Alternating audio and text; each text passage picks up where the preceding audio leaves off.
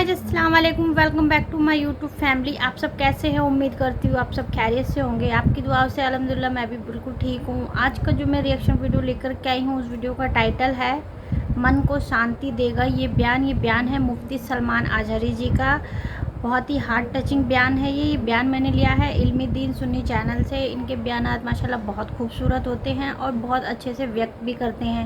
अगर आप मेरे चैनल पर नए हैं, आपने मेरे चैनल को सब्सक्राइब नहीं किया है तो प्लीज़ मेरे चैनल को सब्सक्राइब कर लीजिए और मेरे वीडियो को एंड तक ज़रूर देखिए।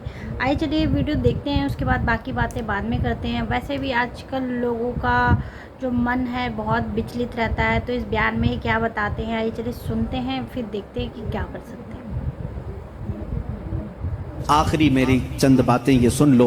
जिस दीन फितरत पर आज हम सब अमल कर रहे हैं, ऐ मेरे गयूर नौजवानों, मैंने कल भी ये बात कही थी कि कभी अपने आप को हल्का मत समझना। तुम जिस दीन पर कायम हो, फख्र से कहोगे कि मैं मुस्लिम हूँ, फख्र से कहोगे अल्हम्दुलिल्लाह मैं इस्लाम पर हूँ। क्योंकि दुनिया आज इस तरह के प्रोपेगेंडे फैला रही है, ये टीवी मीडिया के जरिए, ये दज्जाली मीडिया है जो पूरे बैठे हुए हैं, ये दज्जाल की फौज है। पूरे हक को बातिल बनाना, बातिल को हक बना करके पेश करना। इनको देखें, मुसलमानों के बारे में थोड़ी सी बात मिले कहीं पर भी उसको ला करके प्रोपेगेंडा फैलाया जाए, डिबेट के लिए बुलाया जाए, जर खरीद मौलवियों को बुला करके उनको जलील किया जाए। ये सारे काम क्यों करते हैं जानते हैं आप?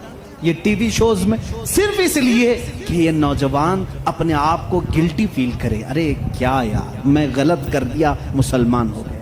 देखो हमारे मुसलमानों के साथ क्या है। और फिर ये क्या करने लगता है, धीरे धीरे अपने आप को छुपाने लगता है, दूसरों के सामने जाकर के कहने लगता है नहीं नहीं नहीं मैं वैसा मुसलमान नहीं हूँ, ऐसा मुसलमान नहीं। तुम सफाई देने लग जाते हो, इनकी बातों में आ गए तुम, इन दज्जाली लोगों की बातों में बहक गए। तुम्हें फख्र से ये कहना चाहिए था, तुम जिसकी का प्रोपेगेंडा कर रहे हो, मैं उस मुसलमान को नहीं मानता जो गलत करता है। मैं तो जिस मुसलमान को अपना आइडियल समझता हूँ वो हैदर कर्रार है। मैं जिस मुसलमान को आइडियल समझता हूँ वो उस्मान इब्न अफ़्फ़ान है। मैं जिसको आइडियल समझता हूँ वो उमर फारूक है। मैं जिसको आइडियल समझता हूँ वो सिद्दीक़ अकबर है। बल्कि मेरा पूरा नमूना ज़िंदगी अगर किसी के इर्द गिर्द घूमता है वो मोहम्मदुर रसूलुल्लाह है। मैं किसी ऐसा का आशिक नहीं हो कि तुम मुझे ब्लेम करो कि तुम कमज़ोर लोग हो, तुम लोग ऐसे हो वैसे हो ना। मैं कभी भी इस्लाम को हल्का नहीं समझता। हो सकता है मेरे से खराबियां हो जाएं, गलत काम हो जाए, लेकिन मेरा दीन हल्का नहीं है, मेरा दीन हल्का नहीं है। तुम हमेशा प्राउड फील करो, हमेशा अपने आप को फख्र से महसूस करो। इंशाअल्लाह अज़ीज़ दुनिया में भी अल्लाह ताला ने हमें इज्जत से ही रखा है। क्या ये इज्जत नहीं है मेरे अजीजों? आज भी ये इज्जत नहीं समझते इसको कि अल्लाह ताला तुम्हें हलाल खिला रहा है, पाकीज़ा खिला रहा है। तुम्हें कितनी बातों को अल्लाह ताला ने पाक करके रखा है जानते हैं? तुमको वहशी कौम में नहीं रखा, तुमको जिना से रोका गया है, जिसको आज पूरी दुनिया भी ये समझती है। अच्छा ये बात भी मैं आपको बता दूं, जिन लोगों ने ये कहा है कि खुलेआम छोड़ देना चाहिए, सब जिसको पसंद करें, सब एक दूसरे के साथ गठबंध हो जाएं, मर्द औरतों के साथ इख्तिलात करें, अकली दलीलें बहुत लाते हैं, तो इनसे कहो अपनी बहन और भाई के निकाह को क्यों तुम गलत समझते हो, कर लेना चाहिए फिर। नहीं, आज पूरी दुनिया इसका इनकार करती है, भाई और बहन का रिलेशन नहीं हो सकता, निकाह में नहीं हो सकता। हालांकि अकल के एतबार से क्या है, वो मर्द है या औरत है, मिल जाना चाहिए, नहीं तस्लीम करते। ये फिर हमको कहते नहीं अखलाक ऐसे नहीं है कि बहन के साथ निकाह नहीं करना चाहिए। मेरे अजीज़ों, इस्लाम अखलाक ही तो सिखाता है, अखलाक ही तो सिखाता है कि हम मर्दों को ये हुक्म देते हैं हर एक औरत के साथ तुम दस्त दराजी नहीं करोगे, बल्कि वही औरत तुम्हारे लिए हलाल होगी जिसके साथ निकाह का एग्रीमेंट करके आओगे। हम हर औरत पर अपने हाथ चलाने और अपने हुक्म झाड़ने की बात नहीं करते, बल्कि वही औरत तुम्हारी जिंदगी का हम सफ़र बनती है जिसको तुमने सबके सामने अलल ऐलान कबूल किया है। हम छुप करके किसी औरत को ले जाने के कायल नहीं, बल्कि मेरे आका ने फरमाया जब निकाह हो तो ऐलान करो, सबको ऐलान करके बताओ कि मैं फलां के साथ अब वाबस्ता हो चुका हूँ। अजीज़ा ने गिरामी, मेरी बातों का खुलासा सिर्फ और सिर्फ ये है कि मैं अपने नौजवानों के अंदर से वो बातें निकालना चाहता हूँ जो आज दुनिया लोगों के जहन में डालने की कोशिश कर रही है। इसके बाद और सख्त मामलात आने वाले हैं, और सख्त मामलात आने वाले हैं। ये मस्जिदों की पिक्स दिखाएंगे, مسجدوں کے فوٹو دکھائیں گے اور اس کے بعد دہشت گردی کو دکھائیں گے. مسجدوں سے یہ کام ہوتے ہیں. کیوں یہ سب چیزیں کرتے ہیں معلوم؟ ان کو بھی معلوم ہے مسجدوں میں صرف اللہ کی عبادت ہوتی ہے, یہاں جھکتے ہیں, بات اپنے رب کی کرتے ہیں, سب کو معلوم ہے. لیکن وہ صرف اور صرف تمہارے دلوں میں یہ ڈالنا چاہتے ہیں کہ تم کبھی کبھار گلٹی فیل کرو, اپنے آپ کو کمزور سمجھو, مسلمان ہونا میری غلطی تھی, مسلمان ہونا میرا گناہ تھا, یہ تم کو باور کرانا چاہتے ہیں. معاذ اللہ, کبھی نہ آنے دینا. اور انشاءاللہ العزیز میں یہ سب چیزیں بولتا رہوں گا, چاہے یہ پوری میڈیا مل کر کے ہمارے بچوں کو ورغلانے کی کوشش کرے. میرے رب کی ذات سے مجھے یقین ہے, میں سال میں ایک بار کہوں گا انشاءاللہ یہ نوجوانوں کے دلوں سے خوف نکلے گا, نکلے گا, خوف نکلے گا.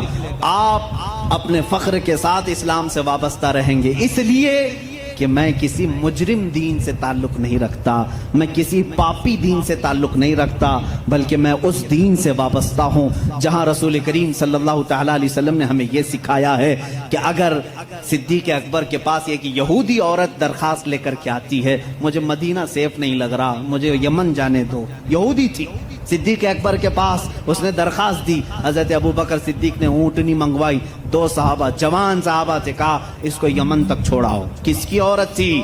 ہماری نہیں, یہودی عورت تھی. اب اسی یہودی عورت سے سنو یہ 2 نوجوان کیسے لے کر کے گئے, یمن تک چھوڑنے کے لیے گئے. وہ عورت یمن پہنچی تو وہاں جا کر کے اس کا الگ ہی معاملہ تھا. یہ دونوں نوجوانوں کے بارے میں وہ بتاتی ہے سارے لوگوں کو جمع کر کے, میں سمجھتی تھی کہ مدینہ سیف نہیں ہے, سارے مسلمان جمع ہو گئے, اب یہاں پر سب مسلمان بھر گئے. لیکن میں نے یہ 2 نوجوانوں کو دیکھا, مدینے سے لے کر یمن تک یہ میرے ساتھ آئے, لیکن ایک بار بھی انہوں نے سر اٹھا کر میری طرف دیکھا نہیں. جب کبھی کوئی چوکی آتی, چیکنگ پوائنٹ آتا تھا, صحابہ ہوتے تھے, تو یہ دونوں نوجوان آگے بڑھ کر کے کہتے صدیق اکبر خلیفۃ المسلمین کا بھیجا ہوا مسافر ہے, دروازہ کھول دیا جائے اور آگے جانے کی اجازت دی جائے. وہ جو پولیس کھڑی ہوتی تھی صدیق اکبر کی, وہ تک اوپر نہیں دیکھتے تھے, اس لیے کہ مدینے سے کوئی یہودی عورت کو چھوڑنے کے لیے یمن جا رہا ہے.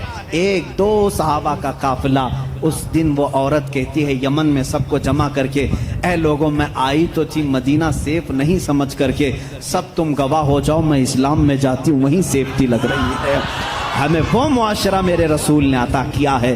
رسول کریم صلی اللہ تعالیٰ علیہ وسلم نے گرتوں کو سنبھالا ہے, اٹھایا ہے, ایک مقدس معاشرہ ہمیں دیا ہے. سود کا خاتمہ میرے آقا نے کیا, اور وہ بھی عرفات کے میدان میں کھڑے ہو کر کے حضور نے فرمایا یہ سود کی جہالت میں اپنے پیروں سے رونتا ہوں. میرے آقا نے کیا فرمایا؟ سود کو میں رونتا ہوں. جس کو آج الگ الگ نام دے رہے ہوں گے, بڈی کہو, بیاج کہو, یہ حضور اکرم نے منع فرما دیا, رسول کریم صلی اللہ علیہ وسلم نے.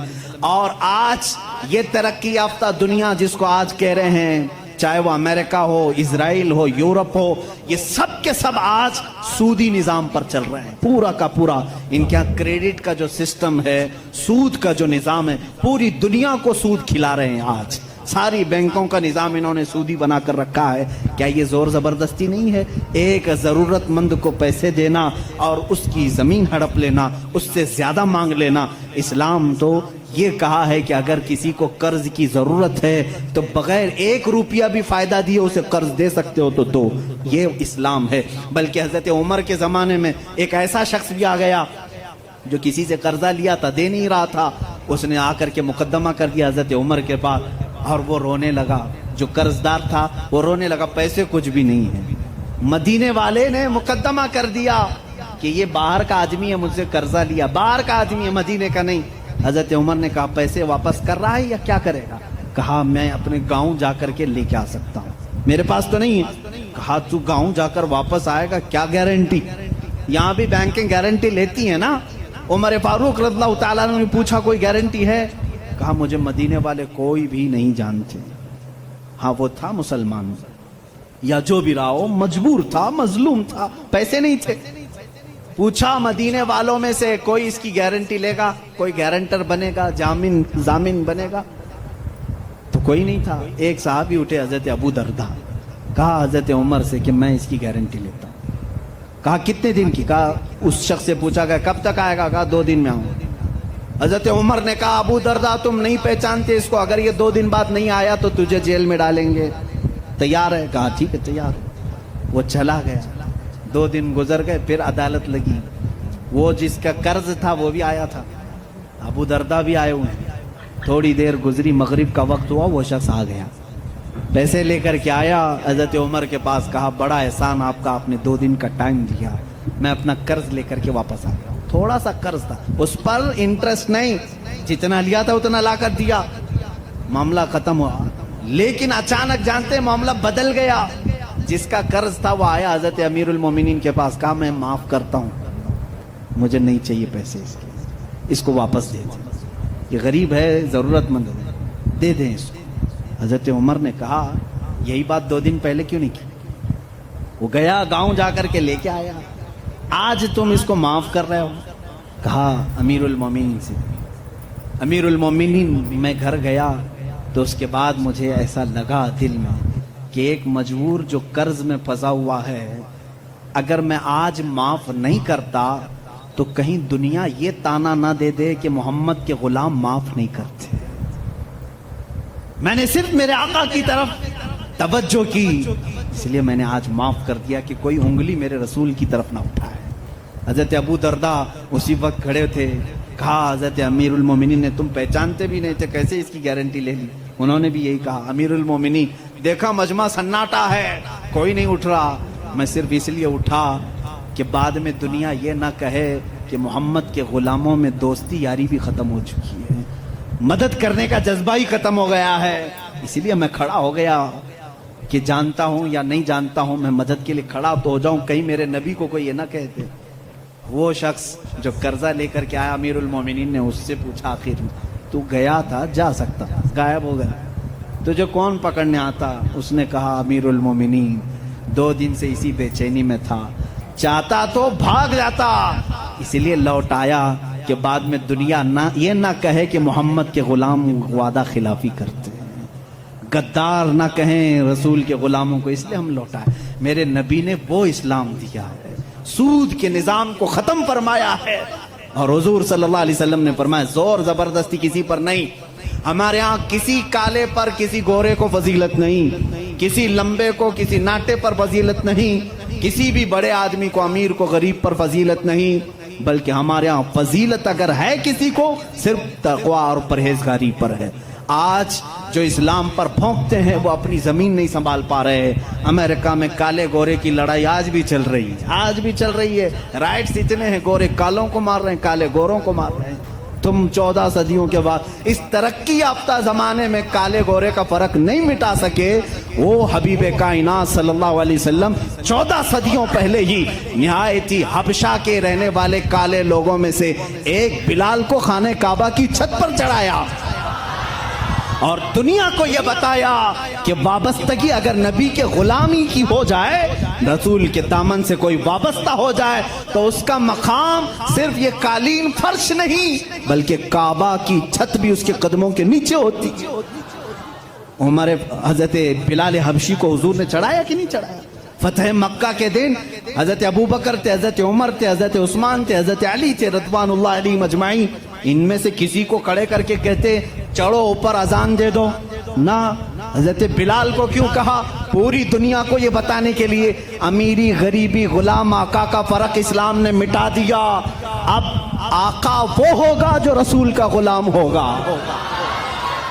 अजीजा ने गिरामे वखार, इस्लाम उस दीन को कहते हैं जिसमें ऊंच नीच का फर्क नहीं, जहां अमीरी गरीबी ये सारे सिस्टम नहीं। ये कास्टिज्म कहां से है? इस्लाम में नहीं। अगर तुम बिरादरी के फर्क करते हो तो ये जहालत है। हमारे यहाँ इन तमाम चीज़ों की मजम्मत की गई है और ये इस्लाम पर भौंकने वाले लोगों से फिर मैं कहता हूँ जरा अपने दामन में झांक करके देख लो। आज भी तुम्हारे यहाँ मार तोड़ है। इस बिरादरी का आदमी इस बिरादरी से शादी नहीं कर सकता। अरे राजस्थान में आज भी है, छोटी बिरादरी वालों को अगर वो आकर के पानी के गिलास को हाथ भी लगा दिए तो उनका गिलास तोड़ दिया जाता है। आज भी है। दलित लोगों के साथ आज भी ये नाइंसाफी है। हिंदुस्तान की बात कर रहा हूँ। और इस्लाम उस दीन को कहते हैं जहां सब अमीर गरीब एक हो गए। इसीलिए शायर ने कहा था, शायर मशरिक ने, कि आ गया ऐन लड़ाई में गर वक्त नमाज। ये इस्लाम का फलसफा है। आखिरी में मैं समझा रहा हूँ, इस्लाम की इक्विलिटी को, मसावात को तुम क्या समझ सकोगे? आज जो बराबरी के हुकूक की बात करते हैं, मैं इनसे कहता हूं जरा कभी किसी दलित को पंडित बना के दिखाओ, किसी दलित को, किसी SC ST को तुम अपने मंदिर का पुजारी बना के देखो। नहीं, अब शगुन हो जाएगा, अब शगुन हो जाएगा। इसको तो हक नहीं, दलित को हक नहीं है कि वो धार्मिक चीजें, बल्कि उत्तर प्रदेश में एक ऐसे प्रोफेसर भी हैं, मैं जब दिल्ली गया था वहां पर उसके बेटे से मुलाकात हुई थी, उन्होंने कहा था वो उसके बाप संस्कृत कितने सालों से पढ़ रहे हैं और पढ़ा रहे हैं, लेकिन हमेशा गांव वाले मारते हैं कि संस्कृत जबान सिर्फ ब्राह्मण लोग पढ़ सकते हैं, तू दलित है। ये कास्टिज्म यहां पर भी चल रहा है, इसके खिलाफ क्यों नहीं कोई कानून लाते।